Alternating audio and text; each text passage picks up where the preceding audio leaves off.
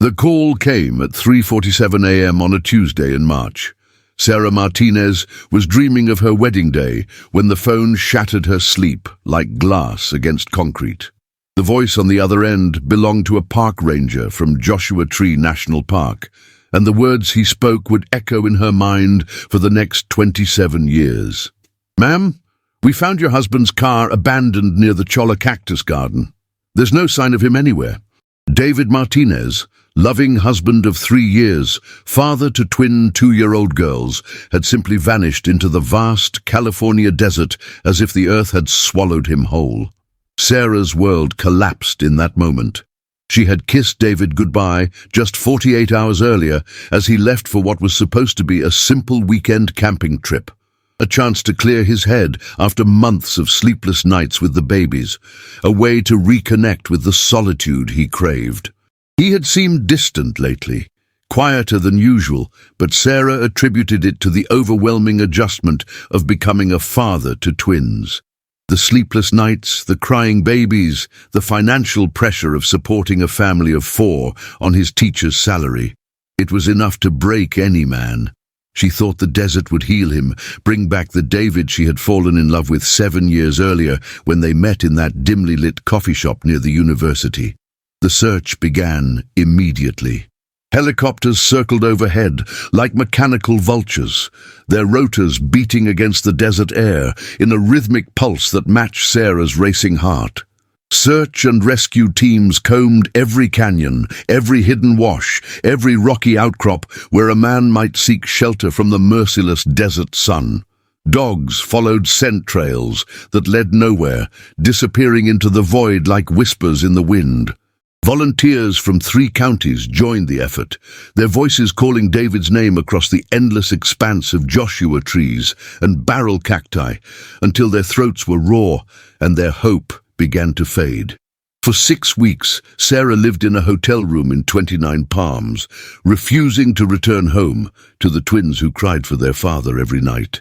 Her sister Elena had driven down from Sacramento to take care of the girls, but Sarah couldn't bear to face their innocent questions about when Daddy was coming home. She spent her days walking the search perimeter, her eyes scanning the horizon for any sign of movement, any flash of color that might be David's red hiking shirt. The desert was beautiful in its cruelty, painted in shades of gold and rust that reminded her of David's eyes when the light hit them just right. The rangers found his backpack first, torn and weathered, caught on a cholla cactus 3 miles from where his Toyota Camry sat empty in the parking area. Inside were his water bottles, still half full, his journal with entries dating back 6 months, and a photograph of Sarah and the twins taken at Christmas. The journal contained nothing unusual: observations about desert wildlife, sketches of rock formations, thoughts about teaching his high school biology students about desert ecosystems. There was no indication of depression, no hint of suicidal ideation, no goodbye letter hidden between the pages of scientific observations. His boots were discovered a week later, neatly placed side by side on a flat rock overlooking a canyon that dropped 200 feet to a floor littered with boulders and barrel cacti. The boots showed no signs of struggle, no blood, no indication that David had been forced to remove them. They sat there like a question mark carved in leather, pointing toward an answer that refused to reveal itself. The search teams rappelled into the canyon, expecting to find David's body broken against the rocks below, but they found nothing except the bleached bones of a coyote and a rusted tin can from the 1940s. Sarah's world became divided into 2 distinct periods: before David vanished and after David vanished. In the before times, she had been a high school English teacher with a mortgage, a minivan, and dreams of expanding their family to 4 children. She graded papers while David coached the chess club. She made dinner while he helped their neighbors' kids with their science homework. She planned summer vacations to national parks, where David would teach the twins about geology and desert survival. They had been ordinary people living an ordinary life, and Sarah had loved every predictable moment of it. The aftertimes brought a different existence entirely. Sarah became a single mother overnight, struggling to explain to 2-year-olds why Daddy had gone away and wasn't coming back. She hired private investigators who charged exorbitant fees to follow cold leads that led nowhere. She joined online support groups for families of missing persons, where she learned new vocabulary words like ambiguous loss and complicated grief. She plastered David's photograph on telephone poles and grocery store bulletin boards, always including the same desperate plea: "Have you seen this man? Please call if you have any information." The official search was called off after 3 months. The lead ranger, a weathered man named Jake Morrison, who'd been finding lost hikers for 30 years, sat across from Sarah in a coffee shop that smelled of burnt coffee and broken dreams. His eyes, kind but tired, met hers as he delivered the words that would define the next phase of her life. "Mrs. Martinez, I've seen a lot of people disappear in that desert. Some we find, some we don't. Your husband knew that desert better than most. He'd been camping out there for years before you met him. If he's out there and doesn't want to be found, we're not going to find him." Sarah's mind rejected the implication immediately. David would never abandon his family. He had cried the day the twins were born, holding them with such gentle reverence that the nurses stopped their bustling to watch.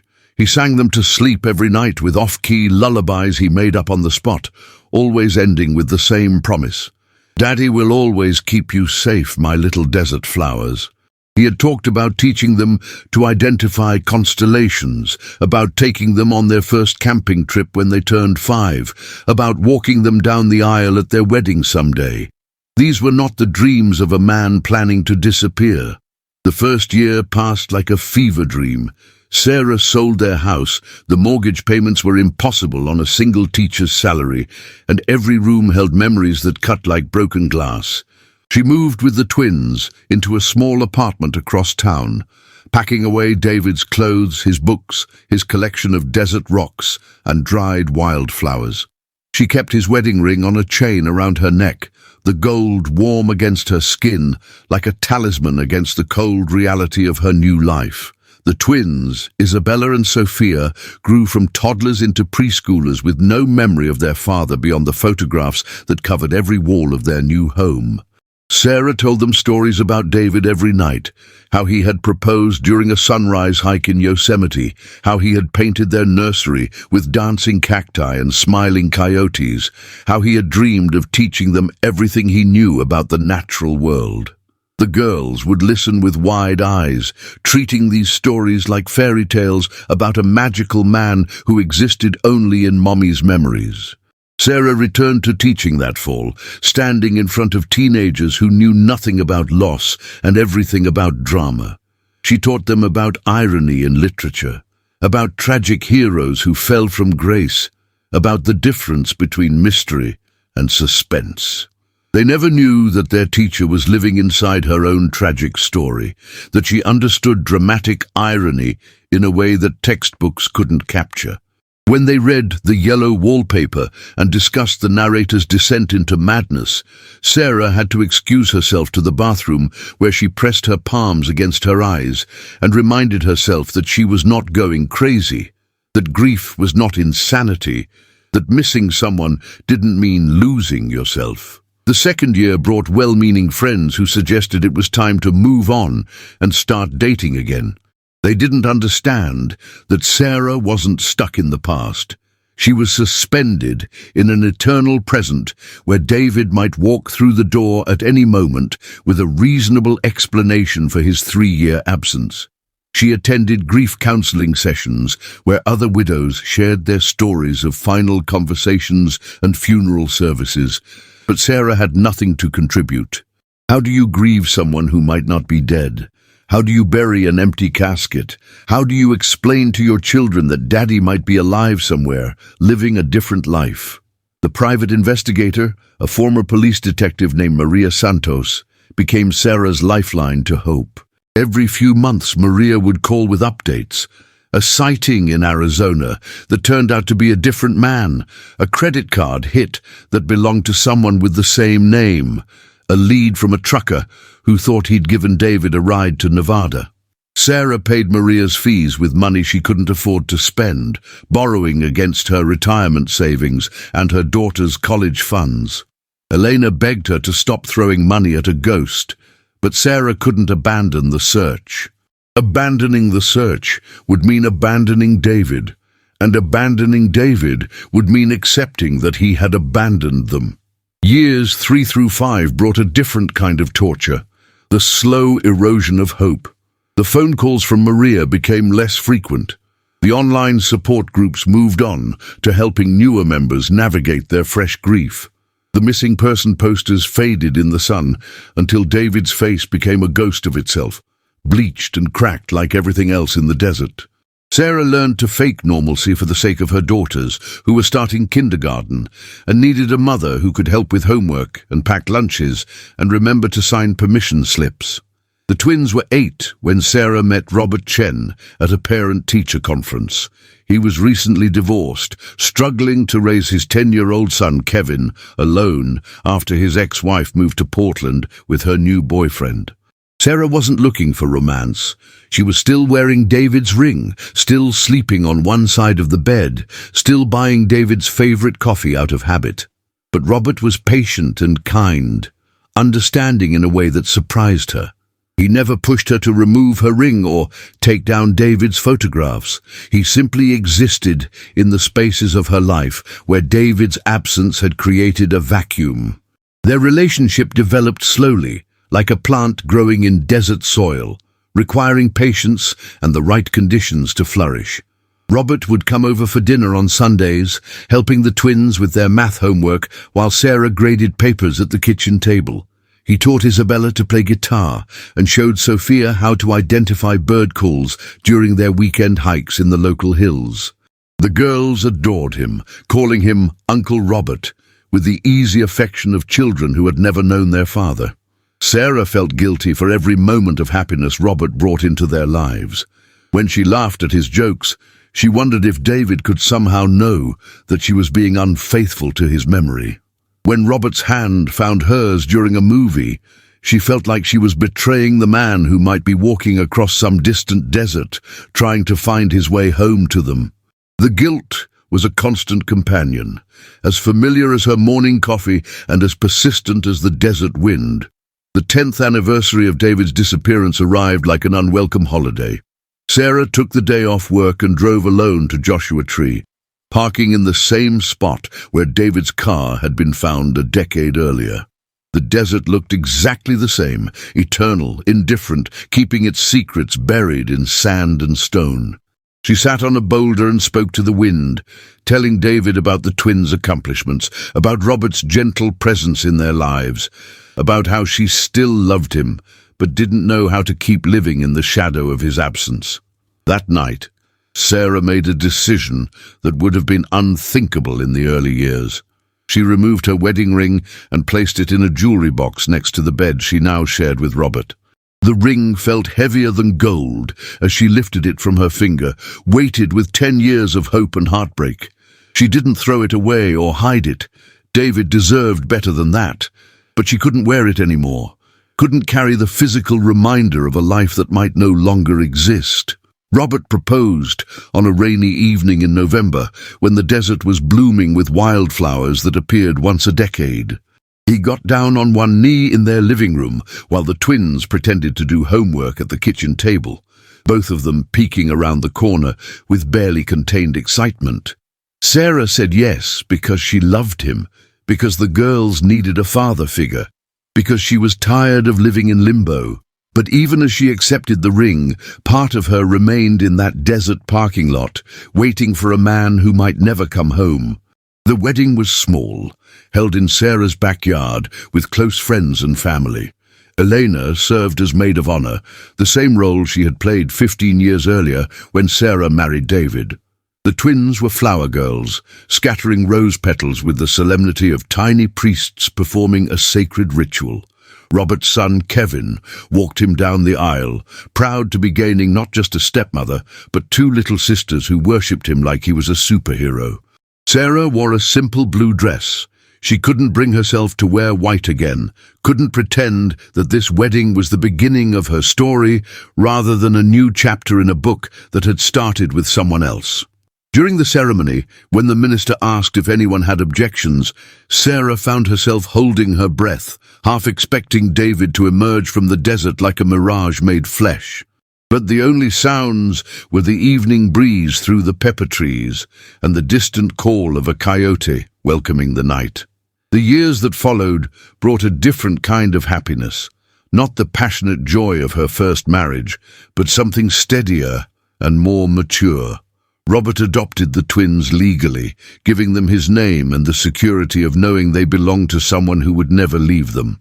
Sarah learned to love again without forgetting her first love, carrying David's memory like a pressed flower in the pages of her new life. She rarely spoke of him to Robert, but she could see in his eyes that he understood.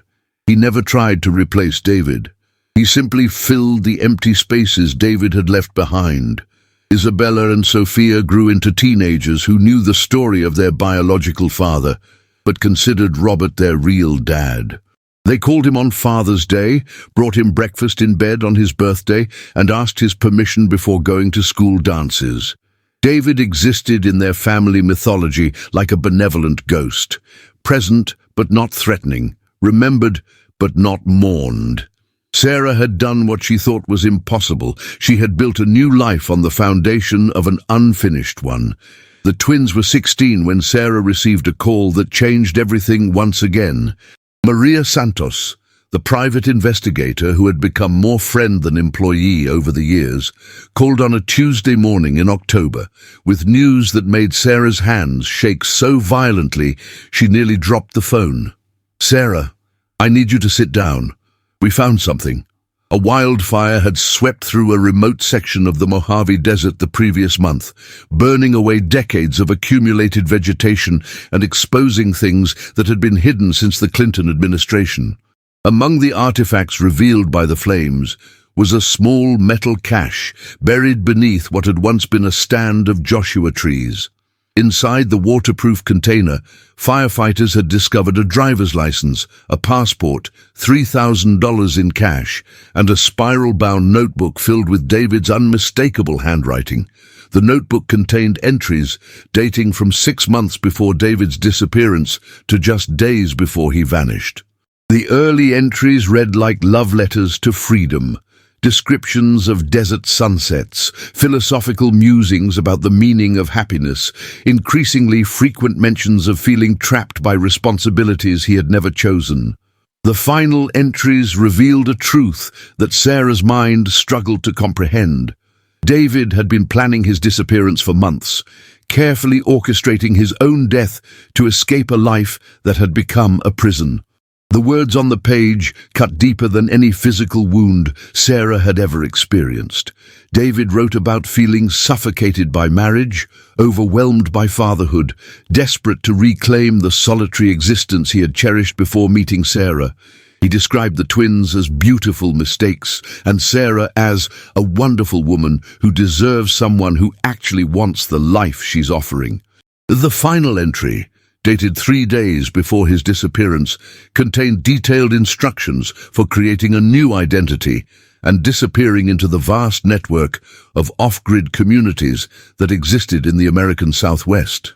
Sarah read the notebook in Maria's office, her vision blurring as the truth destroyed 20 years of carefully constructed hope. David hadn't died in the desert. He had been reborn there. He hadn't been lost. He had chosen to lose himself.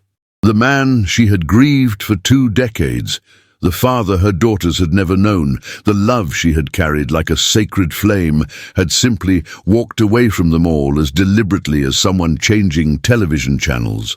The final pages of the notebook contained something even more devastating than David's plan to disappear.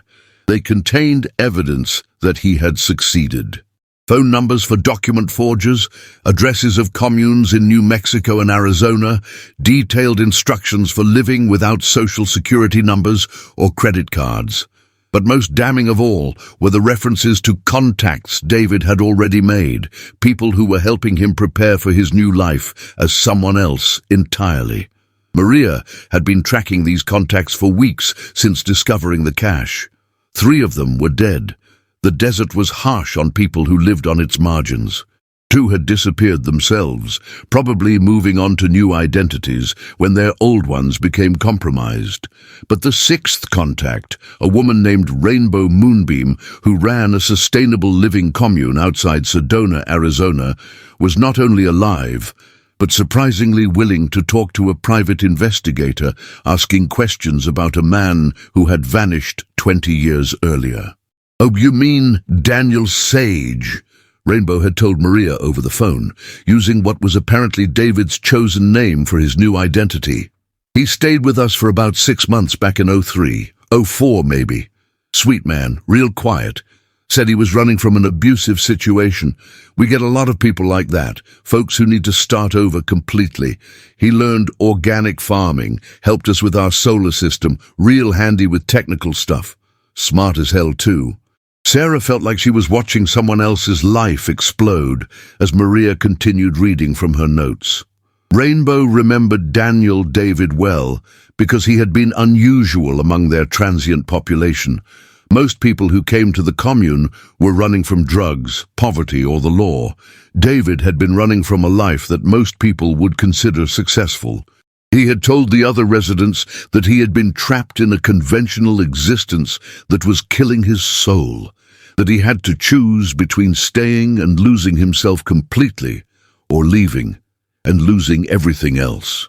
He talked about having kids sometimes, Rainbow had continued. Always got real sad when he did. Said he loved them but knew he was poison for them, that they were better off thinking he was dead than knowing he was alive and chose to leave them. Real tortured about it, you know, but determined.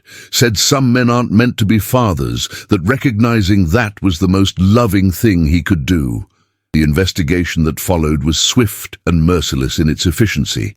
Maria had been preparing for this possibility for years, maintaining contacts throughout the Southwest's network of alternative communities.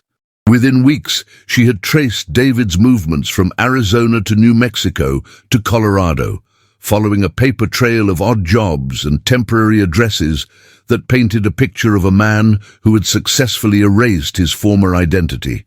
David had spent 2 years in New Mexico working at an organic farm run by ex-hippies who asked no questions about social security numbers or background checks. He had moved on to Colorado in 2005, finding work as a handyman and part-time tutor in a mountain town that attracted people seeking simpler lives. From there, the trail led to Montana, where he had apparently learned wilderness survival skills from a group of modern-day mountain men who lived off the grid by choice rather than necessity. By 2008, David had acquired enough skills and confidence to strike out completely on his own. The last reliable sighting placed him in northern Idaho, where he had been seen regularly at a small-town library, using their computers to research homesteading techniques and sustainable living practices. After that, he had vanished even more completely than before, leaving no trace that modern investigative techniques could follow.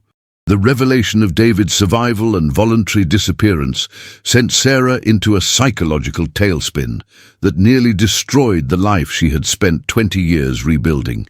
She took a leave of absence from teaching, unable to concentrate on lesson plans when her entire understanding of reality had been shattered.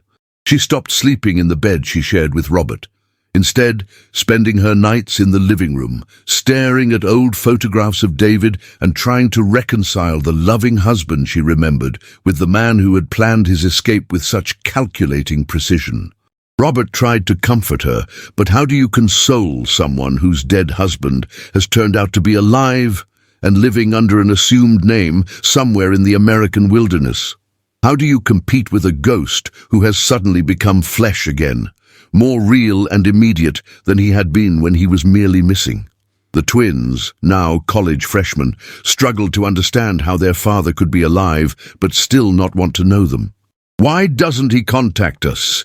Isabella asked during one of their increasingly difficult family dinners. "If he's alive, why doesn't he want to see us? Are we that terrible?" The pain in her voice was sharp enough to cut glass, and Sarah had no answers that would ease her daughter's suffering. How do you explain to a young woman that some people are born without the capacity for the kind of love that parenthood requires? Sophia, always the quieter of the twins, retreated into herself completely. She stopped calling Robert Dad, stopped participating in family activities, stopped engaging with anyone who wasn't absolutely necessary for her daily survival. Sarah watched her daughter disappear into herself the same way David had disappeared into the desert, and felt helpless to prevent the loss of another person she loved. The marriage to Robert began showing cracks that no amount of counseling could repair. He had been patient and understanding when David was safely dead, a tragic figure who posed no threat to their present happiness. But David alive and choosing to remain hidden was a different challenge entirely. Every conversation eventually led back to the same impossible questions. Should they try to find him? Should they respect his obvious desire to remain hidden? Should they tell the world that David Martinez was alive? Or should they protect his secret and their own privacy? Robert's patience finally cracked on a rainy evening in February, 6 months after the discovery of the cache. Sarah was in the living room, surrounded by maps of Idaho, Montana, and the Dakotas, trying to plot possible locations where David might be living off the grid. She had been doing this every evening for weeks, obsessively searching satellite images online for remote cabins that might house the man who had been her husband. "He doesn't want to be found, Sarah," Robert said, his voice tight with exhaustion. "He had 20 years to contact you, to see his daughters, to explain himself. He chose not to. Every single day for 7,000 days, he chose not to call you. What does that tell you about how he feels about coming back?" Sarah looked up from the topographical map spread across the coffee table, her eyes blazing with an anger that surprised them both. "It tells me that he's a coward who took the easy way out instead of dealing with his problems like a man. It tells me that my daughters deserve to know why their father chose strangers over his own family. It tells me that I wasted 20 years grieving for someone who didn't have the decency to die when he disappeared." The words hung in the air between them like smoke from a funeral pyre. Robert stared at his wife, because she was still his wife despite everything, and saw a stranger consumed by rage and obsession. Sarah stared back and saw a man who would never understand that some wounds don't heal just because you want them to, that some questions don't fade just because they remain unanswered for decades. "I can't do this anymore," Robert said quietly. "I love you, Sarah, but I can't compete with a ghost who might not even be dead. I can't watch you destroy yourself looking for someone who obviously doesn't want to be found. And I can't keep pretending that we have a real marriage when your heart is still in that desert with a man who chose to leave you." Sarah wanted to argue, to explain that it wasn't about choosing David over Robert, that it was about needing closure before she could fully commit to the life they had built together. But the words wouldn't come because she knew Robert was right. She had been living a half-life for months, going through the motions of being a wife and mother, while her heart and mind remained focused on solving the mystery of David's current existence. The divorce proceedings were amicable but devastating. Robert kept the house they had shared for 8 years, and Sarah moved into a small apartment near the school where she taught. The twins, now 19 and preparing for their sophomore year of college, struggled to understand how the revelation of their biological father's survival had led to the destruction of the only stable family they had ever known. "You're doing exactly what he did," Sophia told her mother during a particularly harsh argument about the divorce. "You're choosing your obsession over your family. You're abandoning the people who love you to chase someone who doesn't want to be caught. How are you any different from him?"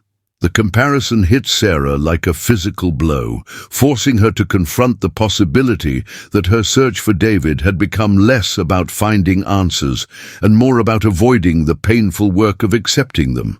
She had spent her entire adult life defining herself in relationship to David, first as his wife, then as his widow, then as his abandoned spouse. Without him to anchor her identity, she wasn't sure who she was supposed to be. Sarah stopped the active search for David after the divorce, but she never stopped thinking about him.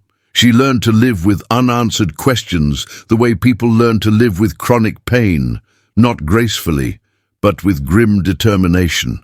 She threw herself into teaching with renewed passion, channeling her emotional energy into helping teenagers navigate their own complicated relationships with literature and life.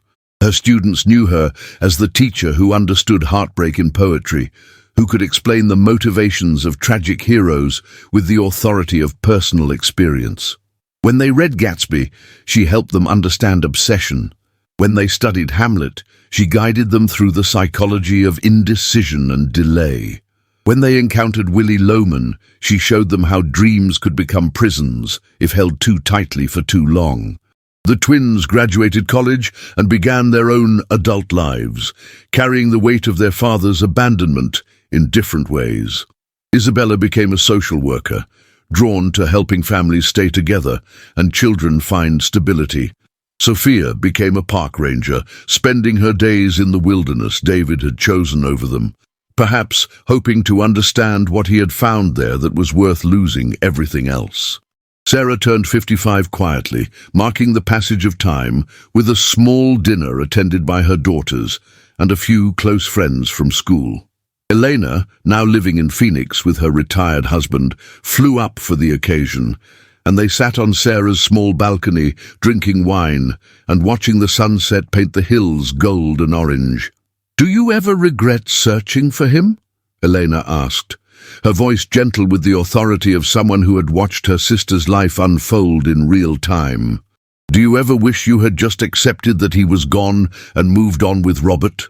Sarah considered the question seriously, rolling it around in her mind like a wine taster analyzing flavors. "I regret what the search did to my marriage," she said finally. "But I don't regret knowing the truth. For 20 years I lived with this fantasy that David had been taken from us against his will, that he was suffering somewhere or dead, but still loving us from whatever afterlife might exist. The truth is uglier, but it's real. And real is better than beautiful lies, even when real hurts more than you think you can survive." The conversation was interrupted by Sarah's phone buzzing with a text message from an unknown number.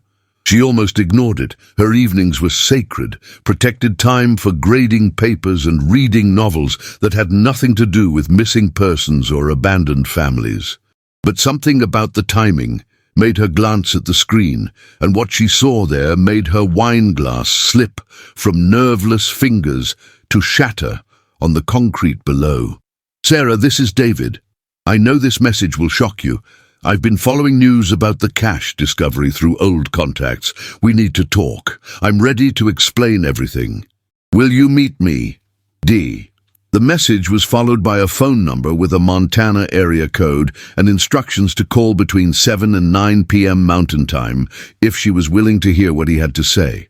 Sarah stared at the phone like it was a snake that might bite her, her heart hammering against her ribs with the force of a pneumatic drill. Elena leaned over to read the message, her face going pale in the fading light. "Oh, honey," she whispered. "Oh, Sarah. What are you going to do?" Sarah didn't answer immediately because she didn't know. For 23 years she had dreamed of this moment, the phone call, the message, the contact that would bridge the gap between David's disappearance and his return. She had imagined 1,000 different scenarios, from tearful reunions to angry confrontations to quiet conversations over coffee in neutral locations. But now that the moment had arrived, she felt nothing but a strange numbness, as if her emotional system had overloaded and shut down completely. She called the number at exactly 7 p.m. Mountain Time, her hands shaking as she dialed the digits that would connect her to the man who had been the central mystery of her adult life. The phone rang twice before a voice she recognized but hadn't heard in over 2 decades answered with a simple, "Hello, Sarah." David's voice was deeper than she remembered, roughened by years of outdoor living and perhaps by the weight of carrying secrets that had shaped his every day since leaving them behind.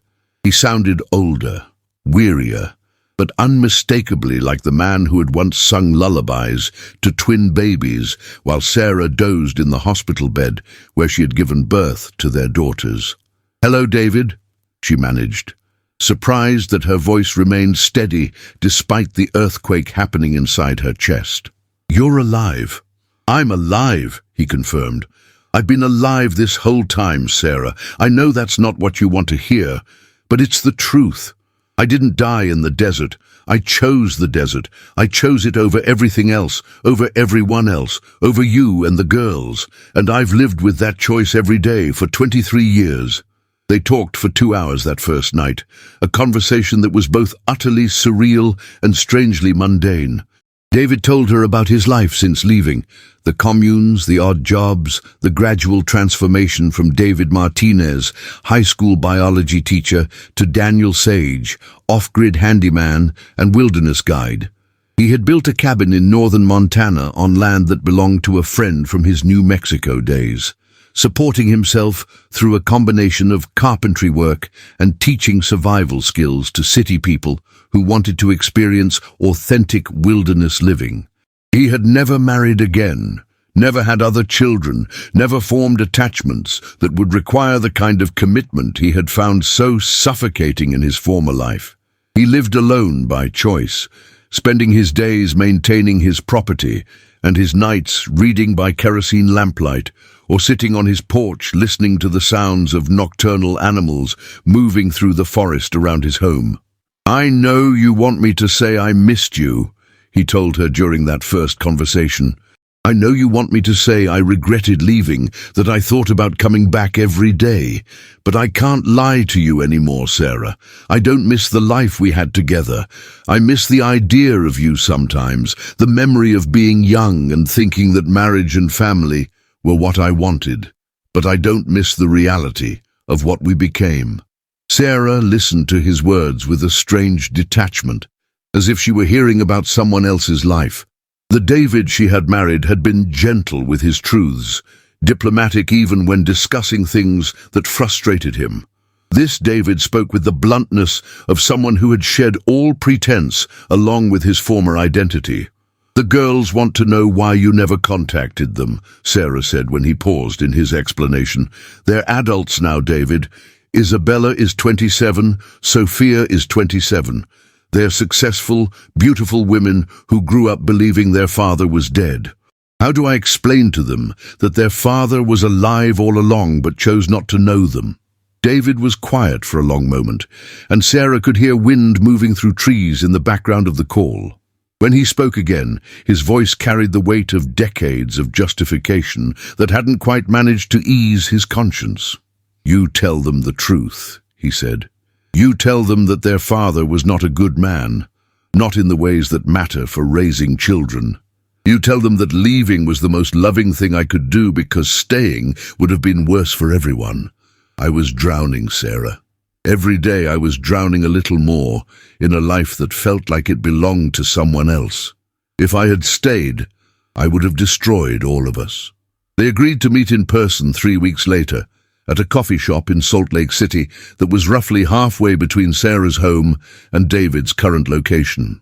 Sarah told no one about the planned meeting except Eleanor, who begged her to reconsider and threatened to fly to Utah to prevent what she was certain would be another devastating encounter with a man who had already done enough damage to Sarah's life. The 3 weeks passed with agonizing slowness. Sarah found herself unable to concentrate on anything beyond the approaching meeting, her mind cycling endlessly through possible scenarios and conversations.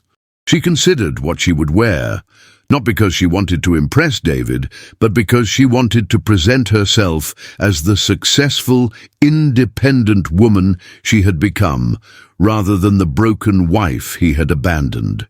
She practiced speeches in her bathroom mirror, working out exactly what she wanted to say about the pain his leaving had caused, the strength she had found in his absence, and the life she had built from the ruins of their marriage.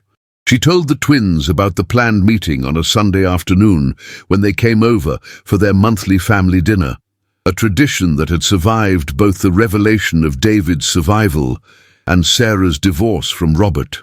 Isabella and Sophia listened in stunned silence as their mother explained that their biological father wanted to meet, that he was ready to answer their questions and explain his choices. "Do you want us to come with you?" Isabella asked, her voice carefully neutral in the way that meant she was struggling with emotions too complex for simple expression. "He asked to see me first," Sarah replied. "He says he needs to explain things to me before he can face you girls. I think he's afraid of what you might say to him, what kind of reception he might get from the daughters he abandoned." Sophia, who had been staring out the kitchen window during the entire conversation, finally turned to face her mother. "He should be afraid," she said, her voice sharp with 27 years of accumulated anger. "He should be terrified, because when I do meet him, I'm going to tell him exactly what I think of men who run away from their responsibilities and spend decades hiding in the woods while other people clean up their messes." Sarah drove to Salt Lake City on a Thursday morning in early October, the mountains around her ablaze with fall colors that reminded her of David's eyes during the autumn they first met. She had chosen to drive rather than fly because she needed the time to prepare mentally for seeing the man who had been simultaneously the love of her life and the source of her greatest pain.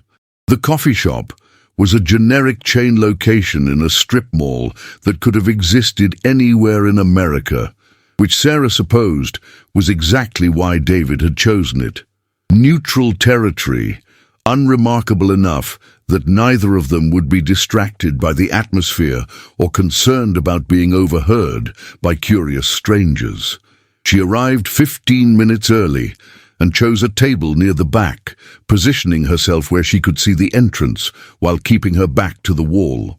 David walked through the door at exactly 2 p.m., and Sarah's first thought was that he looked like a stranger wearing her husband's face.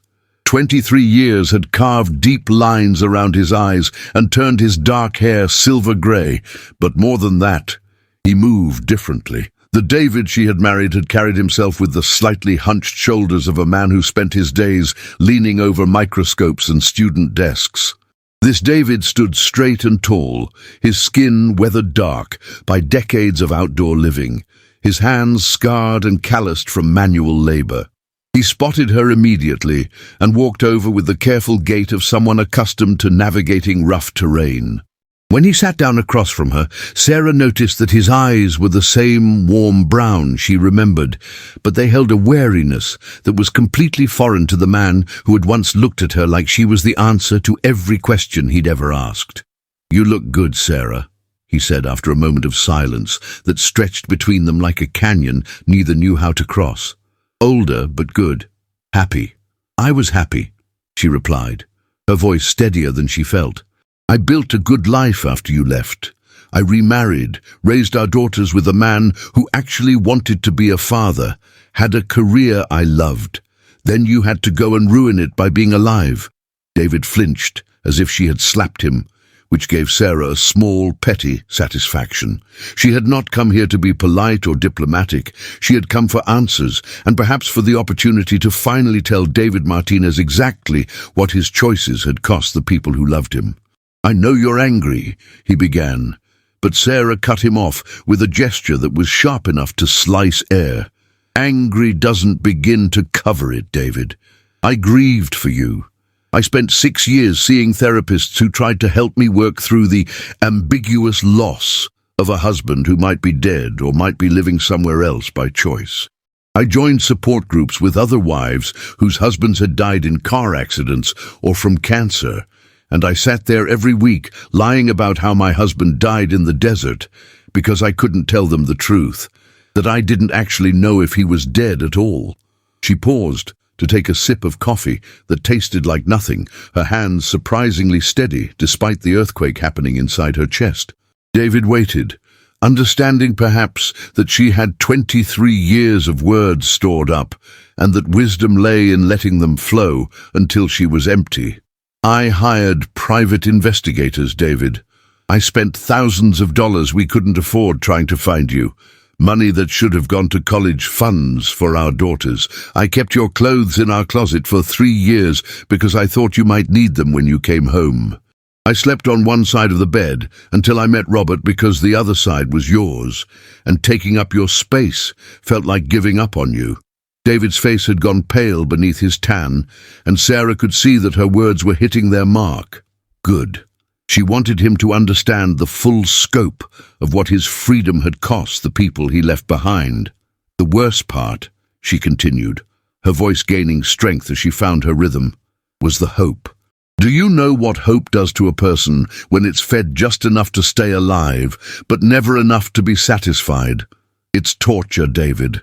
Pure psychological torture. Every phone call that came at an unusual time, every knock on the door, every time someone said they thought they saw you somewhere, my heart would race and I'd think, this is it. This is when he comes home and explains where he's been and why he left us. She leaned forward, fixing him with a stare that had reduced recalcitrant teenagers to tears during her teaching career. But you were never coming home, were you?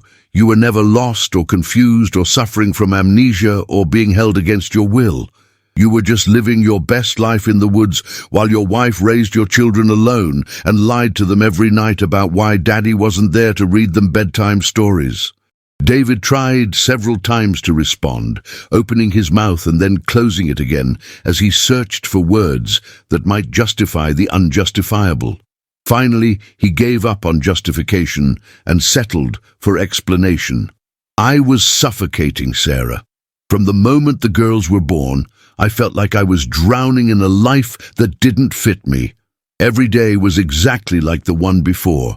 Wake up, change diapers, go to work, come home, help with dinner, put the babies to bed, grade papers, go to sleep, repeat. I kept waiting for it to feel natural, for the father instinct to kick in like everyone said it would, but it never did. So you just left, Sarah said flatly. Instead of talking to me, instead of getting counseling, instead of figuring out how to make it work, you just walked away like a coward. Yes, David replied, and his honesty was somehow more infuriating than any lie would have been. I walked away like a coward. But Sarah, if I had stayed, I would have destroyed all of us. I was already drinking too much, snapping at you over nothing, resenting the girls for existing. Do you really think it would have been better for them to grow up with a father who didn't want to be there? Do you think it would have been better for you to be married to a man who was dying a little more every day? That wasn't your decision to make alone, Sarah shot back. Marriage means you make those decisions together. You don't get to unilaterally decide what's best for your family and then disappear into the sunset like some kind of tragic hero. You want to know what would have been better. Divorce, separation, shared custody, any of the normal, legal, civilized ways that people end marriages that aren't working. David shook his head slowly. You wouldn't have let me go, Sarah. You would have fought for the marriage, insisted on counseling, made me feel guilty for wanting something different. And part of me would have given in because I did love you, just not the way you deserved to be loved. We would have limped along for years, getting more miserable, until the girls were old enough to see how much their parents hated each other. You don't know that, Sarah insisted, but even as she said it, she wondered if he might be right. Would she have fought for their marriage, even if David had been honest about his unhappiness? Would she have been able to accept that sometimes love wasn't enough to make two people compatible for the long term? I do know that, David replied gently, because I know you, Sarah. You're a fighter. You don't give up on things you believe in, and you believed in us. If I had told you I wanted out, you would have moved heaven and earth to change my mind. And I was weak enough that you probably would have succeeded, at least temporarily. They sat in silence for several minutes, the weight of unspoken truths settling between them like dust after an explosion. Sarah studied the man across from her, trying to reconcile the David she had married with the stranger who had engineered his own disappearance with such calculated precision. "Tell me about the notebook," she said finally. Tell me about planning your escape while I was making dinner and helping the girls with their first words and believing that we were building a life together." David's shoulders sagged as if she had placed a physical weight on them. "I started writing in it about 6 months before I left. At first, it was just random thoughts, frustrations about feeling trapped, fantasies about what it would be like to just walk away from everything. But gradually, it became more specific. I started researching how people disappear, how they create new identities, how they survive off the grid. While you were living in our house," Sarah said, "while you were sleeping in our bed and eating meals I cooked and playing with our daughters, you were planning to abandon us the entire time." "Yes," he admitted, "and it was eating me alive, Sarah. Every day I spent researching my escape was also a day I spent hating myself for wanting to escape. Do you think it was easy for me to look at Isabella and Sophia and plan to never see them again? Do you think I enjoyed kissing you goodbye that last morning, knowing it was really goodbye?" "I think you enjoyed it more than you want to admit," Sarah replied coldly. "I think you enjoyed the drama of it, the secret knowledge that you were living your last days as David Martinez before becoming someone else entirely. I think you got off on the elaborate deception of it all." David started to protest, then stopped, his face cycling through expressions that suggested he was confronting truths about himself that he had spent decades avoiding. "Maybe you're right," he said quietly. "Maybe there was something appealing about the secrecy, about having this huge secret that was mine alone. Maybe I was more selfish than I want to admit." "There's no maybe about it," Sarah said. "You were completely, utterly selfish. You took the easy way out and left me to deal with all the hard parts, explaining to 2-year-olds why Daddy wasn't coming home, working 2 jobs to pay the mortgage alone, being both mother and father to children who needed more than I could give them." She paused, remembering those early years when every day had felt like an endurance test she wasn't sure she would pass. "Do you know that Sophia didn't speak for 3 months after you disappeared? 2 years old, and she just stopped talking completely. The pediatrician said it was trauma, that some children respond to loss by shutting down. I had to take her to a child psychologist who specialized in grief therapy. She was 2, David. She needed grief therapy at age 2 because her father chose to play dead rather than deal with his responsibilities." Now, the pain that flashed across David's face was so acute that Sarah almost felt sorry for him. Almost. But 23 years of anger is not easily set aside, and she had much more to say before she would consider forgiveness. Isabella developed separation anxiety so severe that she couldn't be left with babysitters. She would scream until she made herself sick if I tried to leave her with Elena or my mother. The preschool called me every day for 6 months because she was disrupting the class with crying fits. She was terrified that if I left, I would disappear too. That's what you did to our daughter, David. You made her afraid that everyone she loves will abandon her. David put his head in his hands, and Sarah could see his shoulders shaking slightly. She felt no satisfaction in his obvious distress, only a hollow exhaustion that came from finally releasing words she had been carrying for decades. "I'm sorry," he whispered. "God, Sarah, I'm so sorry. I never wanted to hurt them. I convinced myself that they would be better off thinking I was dead than knowing I had chosen to leave them. I thought it would be easier for them to grieve a father who died tragically than to live with a father who didn't want to be their father." "You thought wrong," Sarah said simply. "Children aren't that easily fooled, David. They know when they're not wanted, even when adults try to hide it. But they also know when they're loved, even when love isn't enough to make someone stay. If you had been honest about your unhappiness, if you had left through proper channels, they would have understood eventually. They might have even forgiven you." "And now?" David asked, looking up at her with eyes that held a desperation she had never seen there before. "Is there any chance they might forgive me now?"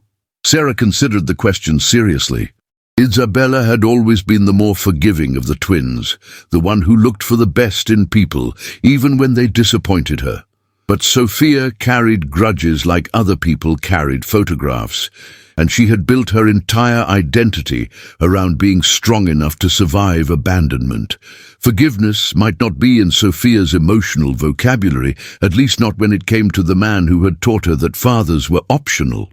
"I don't know," Sarah answered honestly. "They're adults now, with their own lives and their own ways of processing pain. Isabella might be willing to have a conversation with you, but don't expect tears and reunions and sudden understanding. Sophia," she shook her head. "Sophia became a park ranger, David. She spends her days in the wilderness you chose over us. I think she's still trying to understand what you found out there that was worth losing everything else." "Maybe I could explain," David began, but Sarah cut him off. "What would you explain? That the desert was more appealing than your daughter's laughter? That solitude was more important than watching them grow up? That your need for freedom trumped their need for a father?" She leaned back in her chair, suddenly feeling ancient. "There's nothing you can say that will undo 23 years of absence, David. Nothing you can say that will give them back the father they needed when they were children." And they talked for another hour, covering practical matters that felt surreal in their mundane detail. David asked about the girls' careers, their relationships, whether they were happy.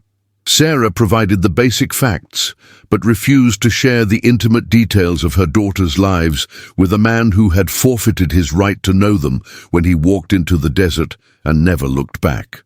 He told her more about his life in Montana, the small community of off-grid dwellers who'd become his chosen family, the satisfaction he found in building things with his hands, the peace that came from living according to natural rhythms rather than societal expectations.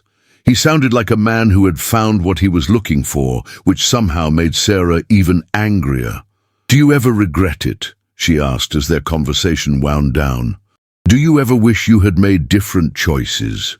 David was quiet for a long time, staring out the window at the parking lot, where ordinary people were living ordinary lives that probably seemed perfectly satisfying to them. When he finally spoke, his voice was soft but certain. "I regret the way I did it," he said. "I regret the deception, the fake tragedy, the years you spent not knowing whether I was alive or dead. I regret the pain I caused you and the girls. But I don't regret leaving, Sarah. I can't regret choosing a life that feels authentic to me over a life that was slowly killing me. That might make me a terrible person, but it's the truth." Sarah nodded, unsurprised by his answer, but still somehow disappointed. Even after all these years, part of her had hoped that he would express genuine remorse for abandoning his family, that he would say the life he had built for himself felt hollow without the people who had once loved him unconditionally. "The girls want to see you," she said as they prepared to leave, "not because they forgive you or because they want a relationship with you, but because they have questions that only you can answer. If you're willing to face them, to let them say whatever they need to say to you, I'll arrange a meeting." David nodded slowly. "I owe them that much, don't I? I owe them the chance to tell me what they think of my choices." "You owe them a lot more than that," Sarah replied, "but it's probably all you're capable of giving." They parted ways in the parking lot without touching, without promises to stay in contact, without any of the dramatic gestures that might have marked such a meeting in a movie or novel. Sarah drove home feeling strangely empty, as if confronting David had drained her of emotions she hadn't realized she was carrying. That evening, she called Isabella and Sophia to report on the meeting. Both girls listened in silence as she described their father, how he looked, what he said, why he claimed to have left them.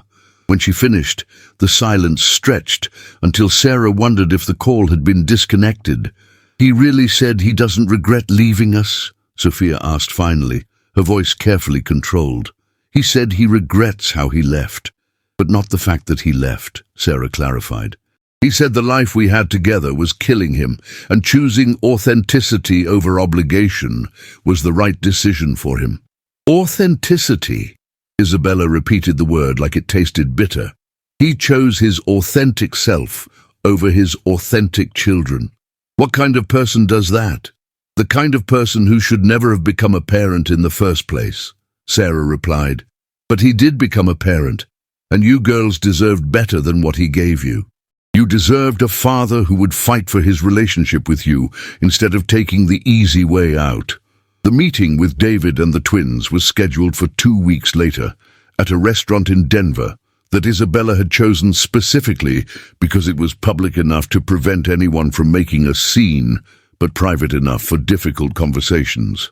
Sarah offered to attend as a buffer, but both girls declined. This was something they needed to do without their mother's protection. Sarah spent that day hiking in the foothills outside her apartment, trying to distract herself from imagining how the conversation might unfold. She had raised strong, intelligent women who were capable of advocating for themselves. But she also knew that facing the father who had abandoned them might tap into vulnerabilities they had spent decades learning to manage. Isabella called that evening to report on the meeting. Her voice was steady but tired, carrying the weight of emotions she was still processing. "He looks like us," she said without preamble. "Sophia and I, we have his hands, his way of tilting his head when he's thinking. It was weird seeing our own gestures reflected in a stranger's face." "How did it go?" Sarah asked, though she wasn't sure she wanted to hear the answer. "About like you'd expect," Isabella replied. "Sophia was angry, I was sad, and he was defensive. He kept trying to justify his choices, to make us understand that leaving was somehow an act of love rather than abandonment. Sophia told him that if he really loved us, he would have found a way to be the father we needed, instead of running away to find himself in the wilderness." Sarah could picture the scene, Sophia's controlled fury meeting David's philosophical justifications, while Isabella tried to play peacemaker in a conflict that had no peaceful resolution. "Did you get the answers you were looking for?" Sarah asked. Isabella was quiet for a moment. "I got answers," she said finally. "I'm not sure they were the answers I wanted, but they were honest. He told us that he never felt the connection to us that he was supposed to feel as a father. He said loving us in theory and wanting to be responsible for us in practice were two completely different things." "That must have been hard to hear." "It was," Isabella admitted, "but it was also clarifying.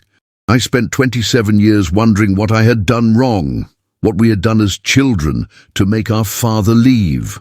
Finding out that it wasn't about us at all, that he would have left no matter what kind of children we were, is actually kind of liberating."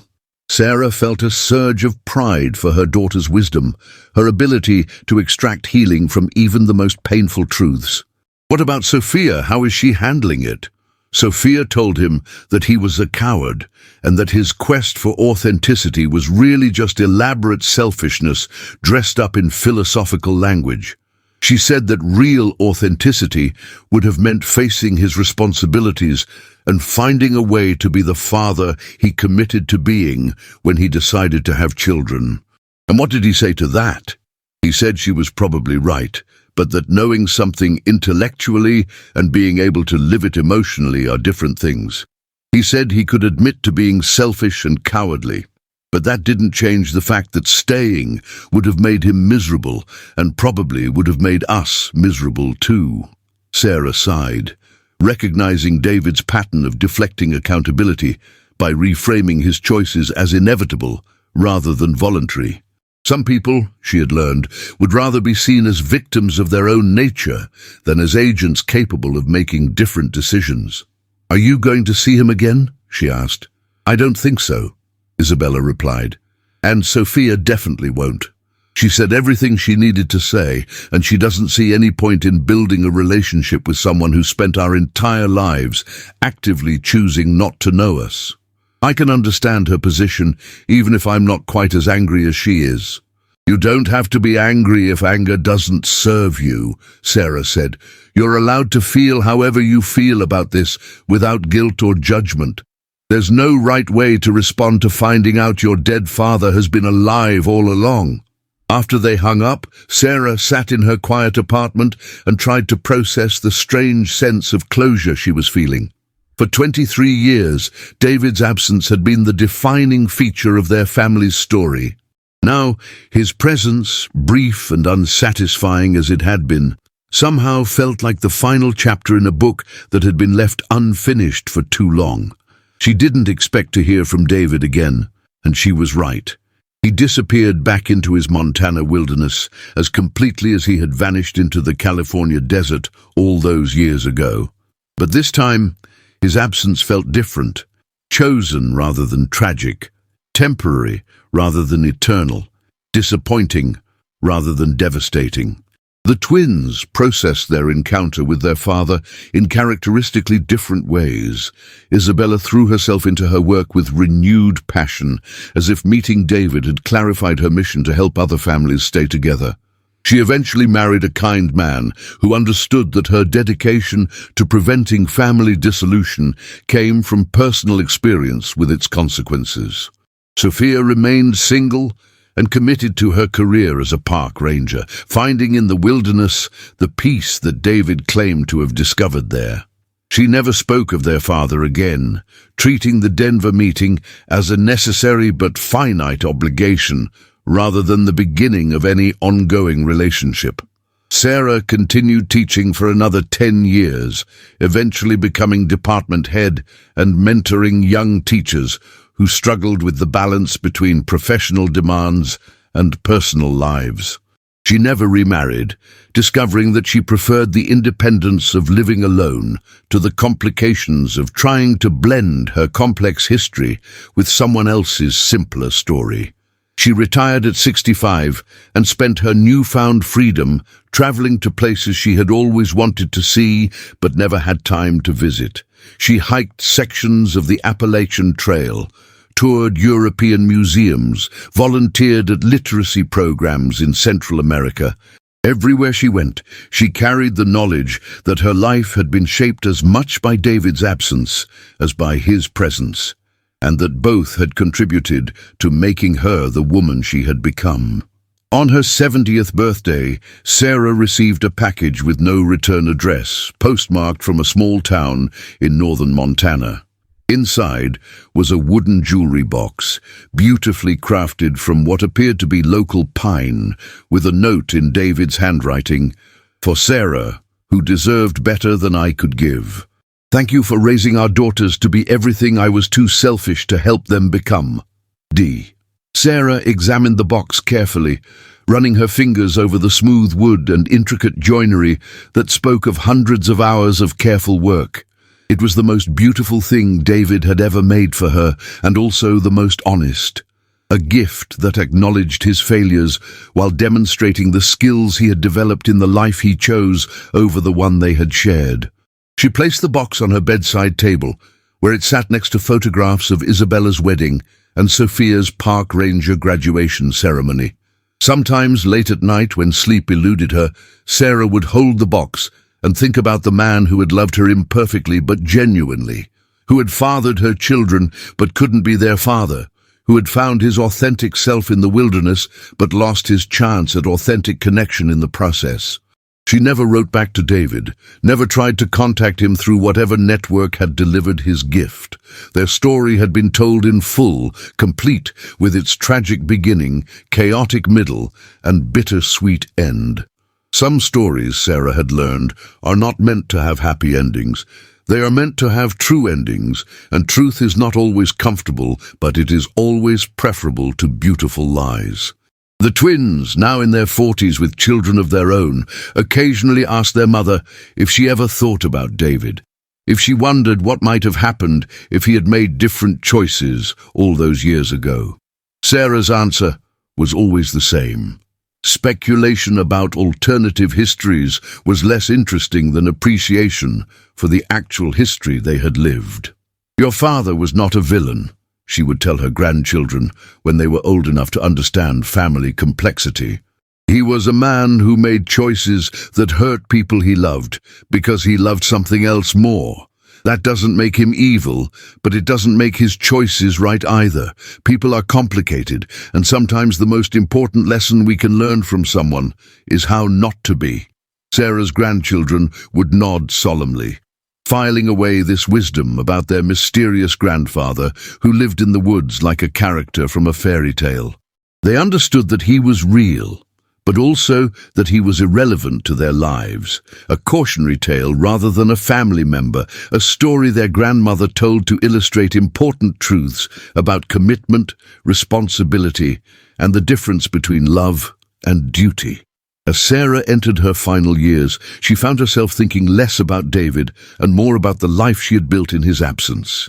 She had raised 2 successful daughters essentially alone, had rebuilt her identity after devastating loss, had learned to love again after betrayal, had found meaning in work that helped other people's children learn and grow. Her story was not the one she had planned when she walked down the aisle to marry David Martinez, but it was a story she could be proud of, a story that belonged entirely to her. When Sarah died peacefully in her sleep at age 82, her daughters found among her papers a letter she had written, but never sent, addressed to David at general delivery in the Montana town where his gift had been postmarked. The letter was brief and to the point, written in Sarah's careful teacher handwriting. David, I understand now why you left, and I understand why you stayed away. I also understand why I couldn't let go of you for so many years, and why I finally could. We were wrong for each other in ways we were too young to recognize when we married, but we created something beautiful together, despite our incompatibility. Isabella and Sophia are proof that love can transcend the people who feel it, that children can thrive even when their parents cannot. I hope you found what you were looking for in the wilderness.